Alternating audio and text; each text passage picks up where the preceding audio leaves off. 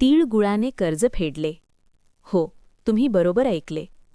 आज ती कथा मी तुम्हाला सांगणार आहे ती ऐकून तुम्ही थक्क व्हाल.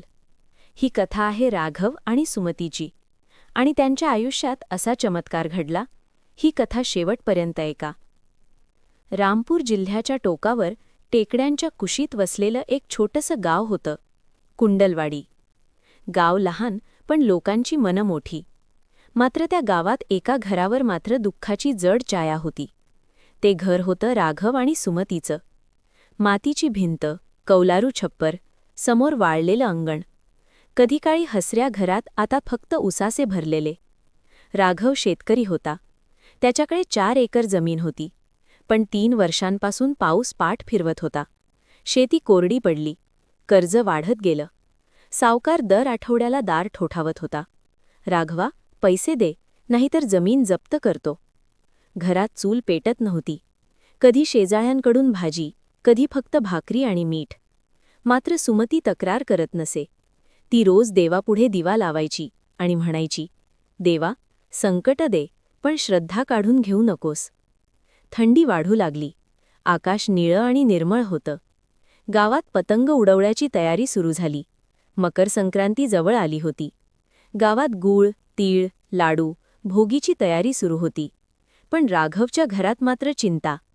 सुमती एक दिवस म्हणाली, राघव, संक्रांती आली, आपण तिळगुळ तरी वाटूया. राघव कटू हसला.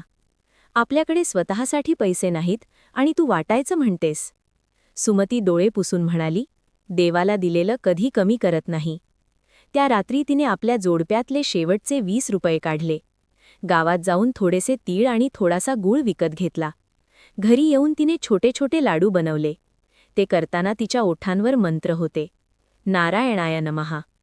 संक्रांतीची सकाळ उजाडली. थंडीची गार हवा वाहत होती. सूर्यदेव मकर राशीत प्रवेश करत होते. सुमती अंगणात उभी राहिली. हातात एक छोटी परात, त्यात तिळगुळाचे लाडू. ती येणाऱ्या प्रत्येकाला म्हणू लागली, तिळगुळ घ्या, गोड गोड बोला. लोक आश्चर्याने पाहत होते. इतकी गरीब बाई पण दान देते. काही हसले, काहींचे डोळे पाणावले. दुपारच्या वेळी एक अनोळखी वृद्ध आला. फाटकी शाल, पण डोळ्यात अद्भुत तेज. त्याने एक लाडू घेतला, डोळे मिटून खाल्ला. आई, हा लाडू नाही, भक्ती आहे. तो सुमतीकडे पाहून म्हणाला, तुझं घर रिकामं आहे, पण तुझं मन श्रीमंत आहे. आणि तो निघून गेला. दुसऱ्या दिवशी सकाळी राघवच्या दारात एक सरकारी अधिकारी आला. तुमची जमीन सरकारने प्रकल्पासाठी घेतली आहे. ही रक्कम. तो कागद पाहून राघव थरथर कापू लागला. ती रक्कम एवढी होती की सगळं कर्ज फेडलं, घरासाठी उरलं आणि भविष्यही सुरक्षित झालं.